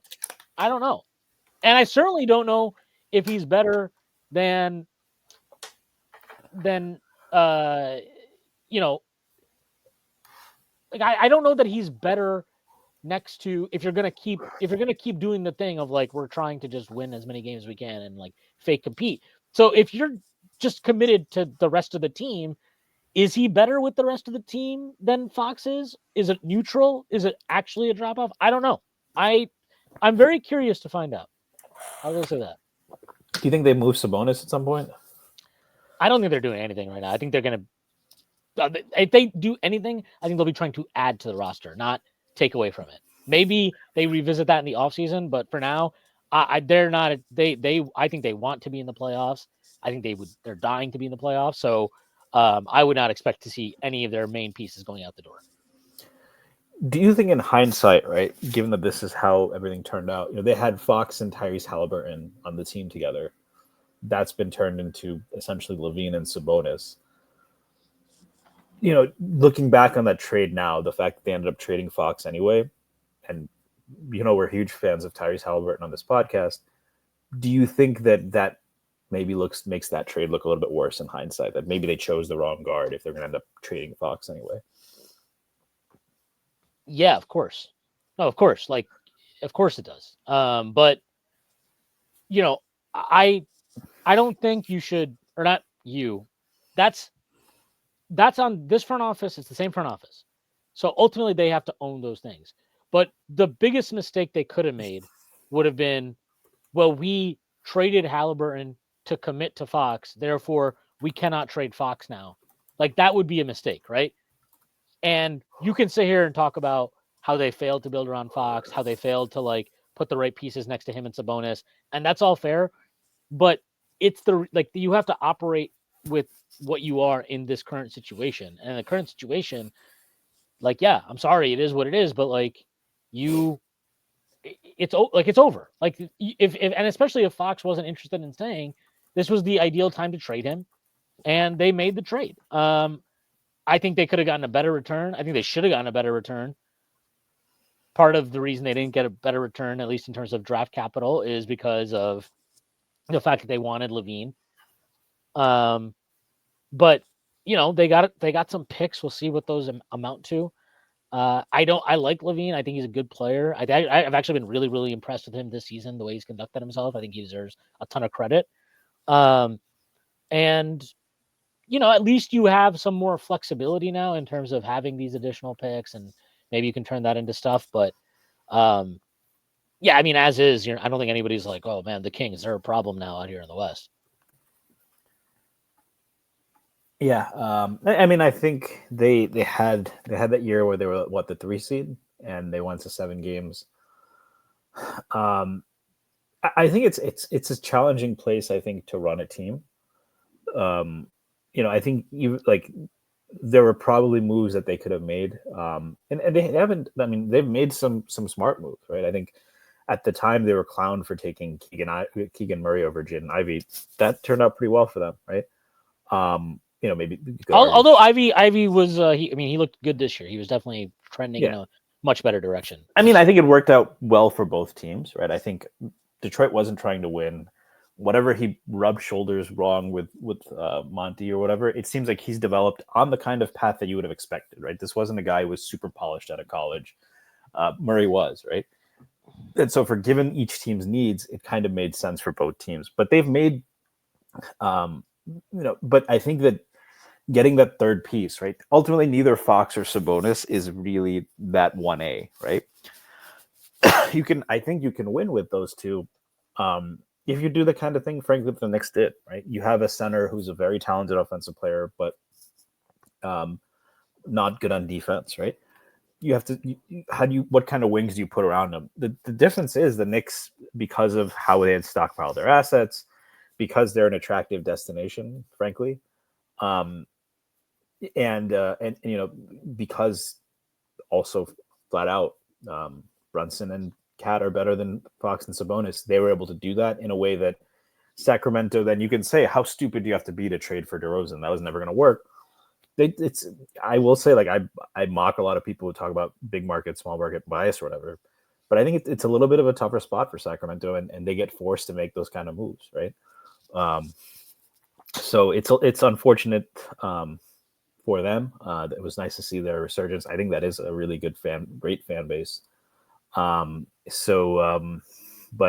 this chapter seems to be coming to an end. We'll see what LaVine and Sabonis can do. I actually think LaVine has gotten to the point where, because of his contract, he's just underrated. The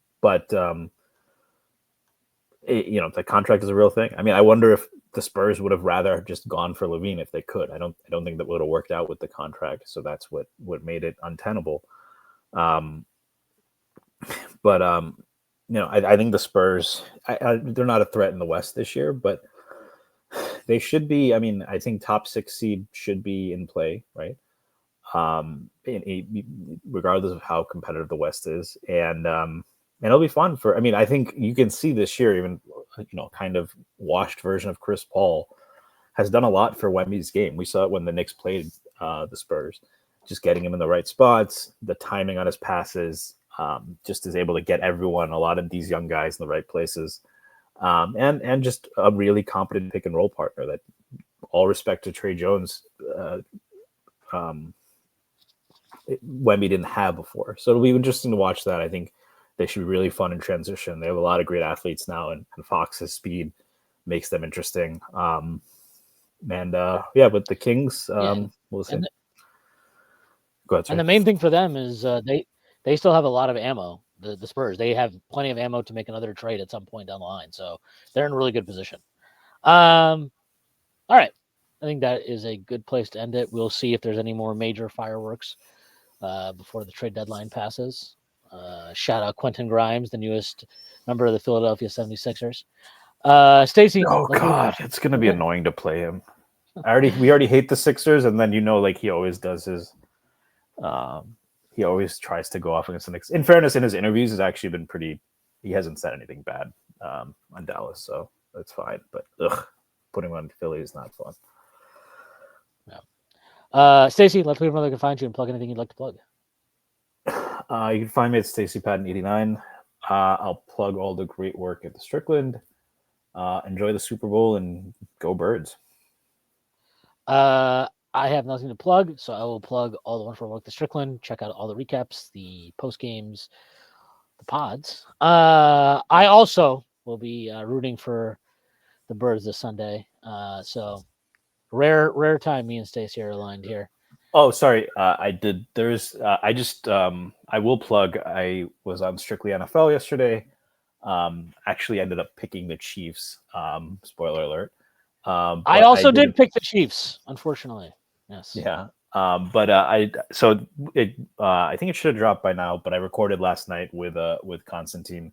You should watch Strictly NFL no matter what. But I'll plug that episode we did a Super Bowl preview. So pretty fun. Nice. Looking forward to that. I nothing to plug. So again, just gonna plug all the work at Strickland. Check it all out. Hope everybody has a great week. We will be doing a live trade deadline show starting at 2 p.m. tomorrow, so be on the lookout for that. I'll be on with Tyrese. We'll see if the Knicks do anything. Should be interesting. All right. That is our show for today. I hope everybody has a great rest of the week. The Knicks don't play until Saturday, so enjoy the trade deadline and bask in the aftermath of 2 straight wins. All right. Thank you to our sponsor, Bet Online. Peace.